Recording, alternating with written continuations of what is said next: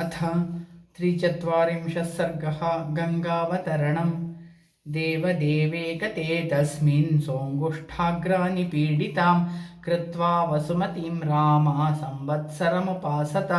ऊर्ध्वबाहुर्निरालम्बो वायुभक्षो निराश्रयः अचलस्ताणुवत् स्थित्वा रात्रिन्दीवमरिन्दमा।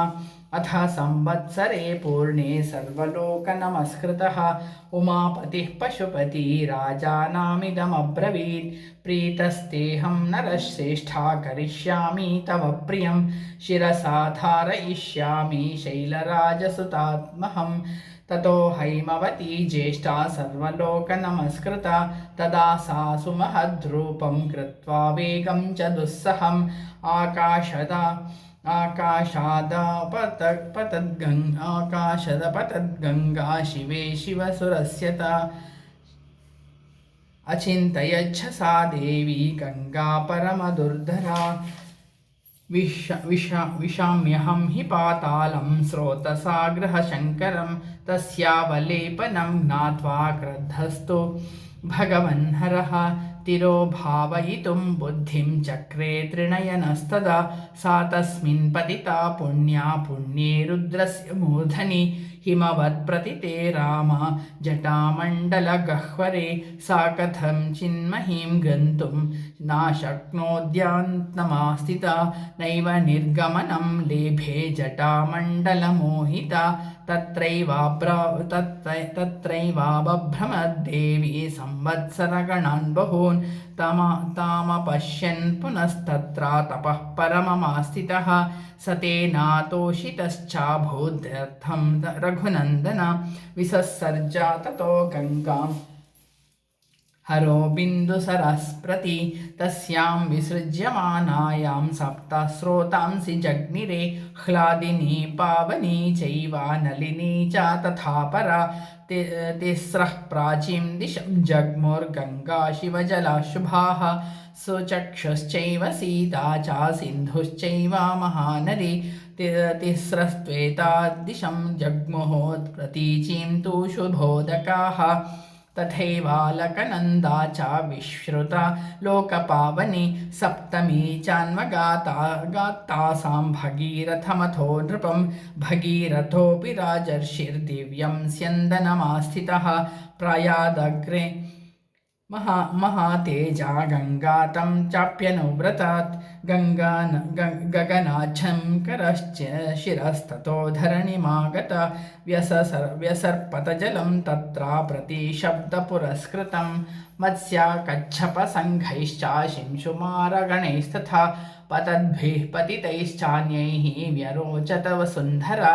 ततो देवर्षि गन्धर्वा यक्षा सिद्धगणस्तथा व्यलोकयन्त ते तत्र गगनाद्गां गतां तदा विमानैर्नगराकारैः हरैर्गजवरैस्तथा पारिप्लवगतैश्चापि देवतास्तत्र विष्ठिताः।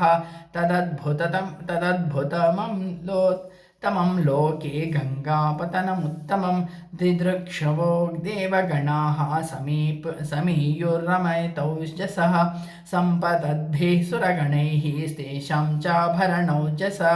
शतादित्यामिवा भाति गगनं गततो यदं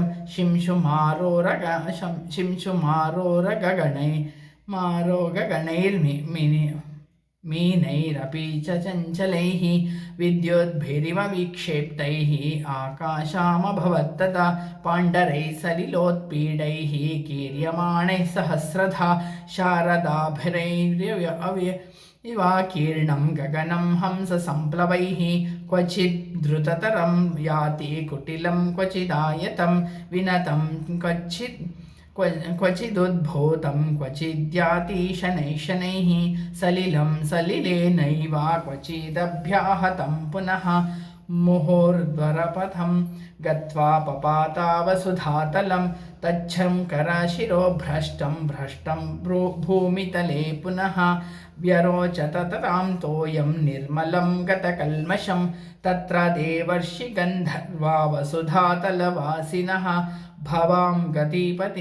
भवाङ्गपतितं तोयं पवित्रमिति पस्पृशुः शापात् प्रपतिता ये च गगनाद्वसुधातलं कृत्वा तत्राभिषेकं ते बभूवुर्गतकल्मषाः धूतपापाः पुनस्तेन गङ्गातो येन भास्वत पुनराकाशमाविश्य स्वान् लोकान् प्रतिपेदिरे मुमुदे मुदिते लोकस्तेन तो येन भास्वत कृताभिषेको गङ्गायां बभूवा विगतक्लमः भगीरथोऽपि राजर्षि दिव्यं स्यन्दनमास्थितः प्रयादग्रे महातेजास्तं गङ्गां पृष्ठतोऽन्वगात् देवासर्षिगणाः सर्वे दैत्यदानवराक्षसाः गन्धर्वयक्षप्रवराः सकिन्नरमहोरगाः सर्वाश्चाप्सरसो रामा भगीरथरथानुगां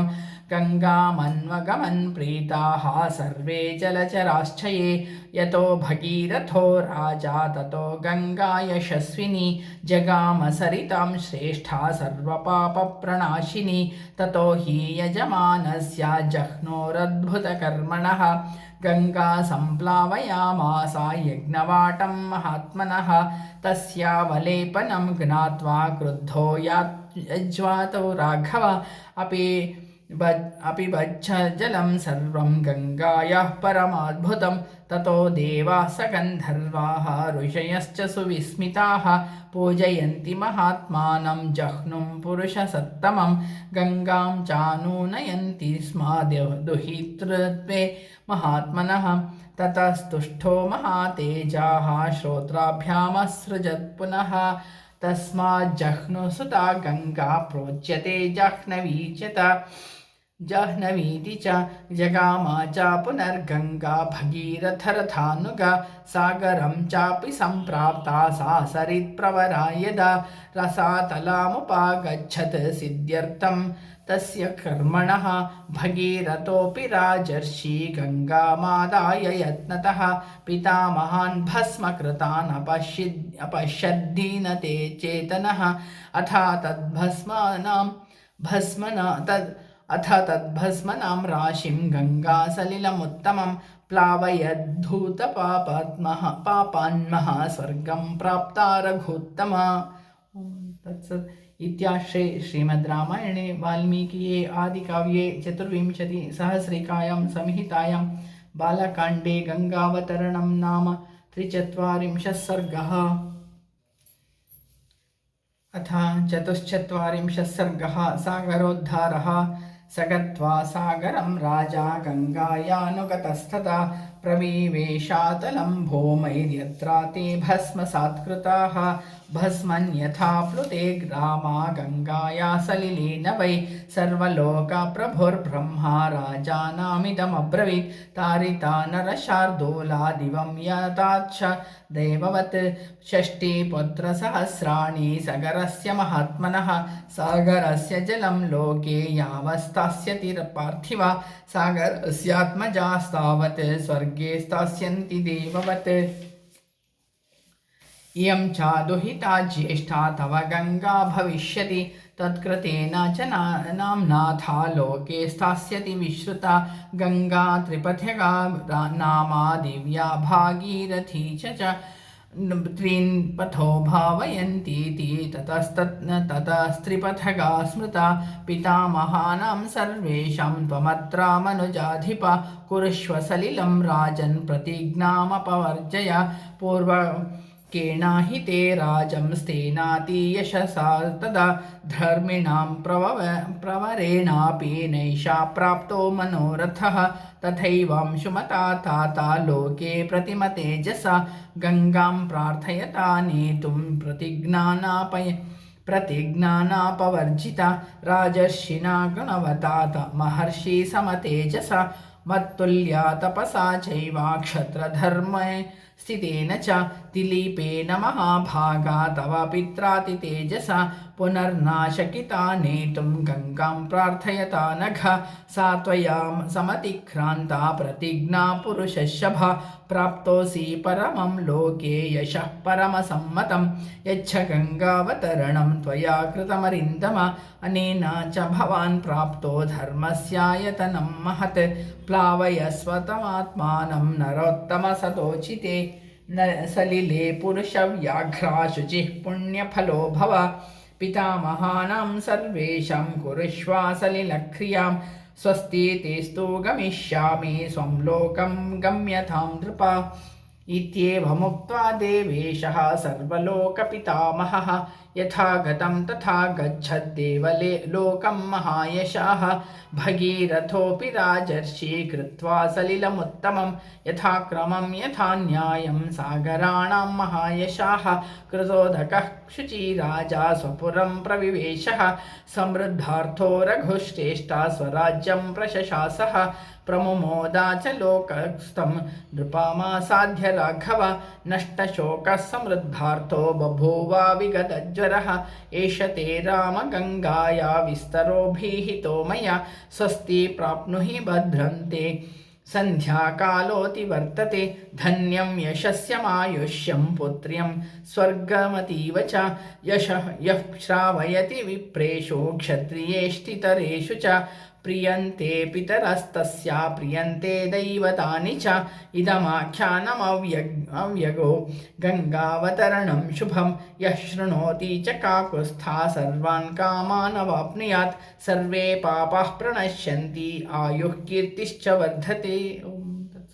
इति श्रीमद् रामायणे वाल्मीकये आदिकाव्ये चतुर्विंशतिसहस्रिकायां संहितायां बालकाण्डे सागरोद्धारो नाम 44 सर्गः।